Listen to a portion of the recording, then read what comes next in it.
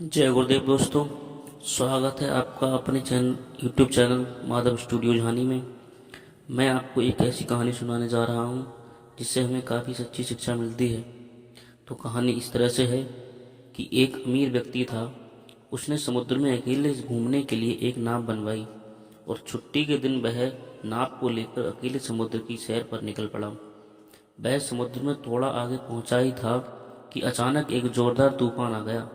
उसकी नाव पूरी तरह से तहस नहस हो गई, लेकिन वह एक लाइफ जैकेट पहनकर समुद्र में कूद गया। जब तूफान शांत हुआ, वह तैरता तैरता एक टापू पर जा पहुंचा, मगर वहां कोई भी नहीं था। टापू के चारों ओर समुद्र के अलावा और कुछ भी नजर नहीं आ रहा था। उस आदमी ने सोचा कि जब मैंने पूरी जिंदगी में किसी का कभी बुरा न किया न सोचा है, तो मेरे साथ बुरा नहीं होगा। उसको लगा कि ईश्वर ने मौत से बचाया है तो आगे का रास्ता भी वही दिखाएगा। धीरे धीरे वहां पर वह झाड़ फल पत्ते खाकर दिन बिताने लगा, मगर अब धीरे धीरे उसे लगने लगा था कि वह इस टापू पर फंस गया है। मगर अब भी ईश्वर का उस पर भरोसा कायम था। उसने सोचा कि इतने दिनों में इस टापू पर मारा मारा फिर रहा हूँ, फिर क्यों ना यहाँ एक झोपड़ी बना लूं। पता नहीं अभी और उसने कितने दिन बिताने पड़ेंगे।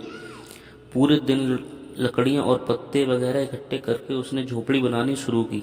रात होते होते उसकी झोपड़ी बनकर तैयार हो गई थी। अभी वह झोपड़ी के बाहर खड़ा होकर उसे देखते हुए सोच रहा था कि आज से झोपड़ी में सोने को मिलेगा। मगर अचानक से मौसम बदला और बिजली जोर जोर से कड़कने लगी और एक बिजली उसकी झोपड़ी पर गिर गई। उसको देखते ही झोपड़ी जल गई। यह देखकर वह व्यक्ति टूट गया। उसने आसमान की तरफ देखकर बोला, हे ईश्वर, ये तेरा कैसा इंसाफ है। तूने मुझ पर अपनी रहम की नज़र क्यों नहीं की। मैंने हमेशा तुझ पर विश्वास बनाए रखा।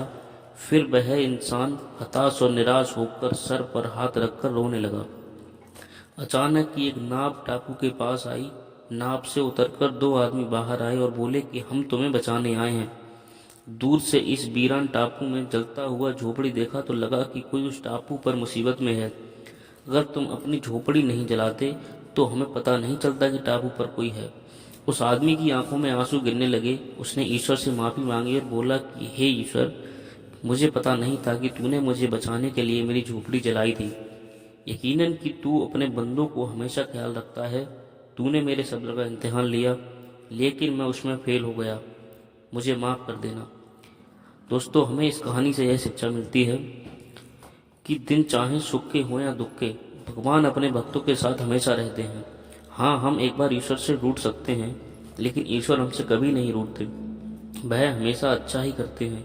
अक्सर हमारे साथ भी ऐसे हालात बन जाते हैं, हम पूरी तरह निराश हो जाते हैं और अपने ईश्वर या नियत से रूठ जाते हैं और विश्वास खो देते हैं, जिससे हमारे यहाँ आत्मविश्वास में भी गिरावट होती है। लेकिन हमें बाद में पता लगता है कि जो परमात्मा ने किया वह अच्छा ही था, नहीं तो आज मैं यहाँ ना होता।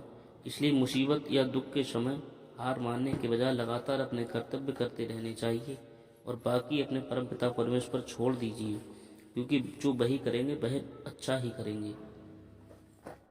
आप सभी भाई बहनों को हाथ जोड़कर सादर जय गुरुदेव।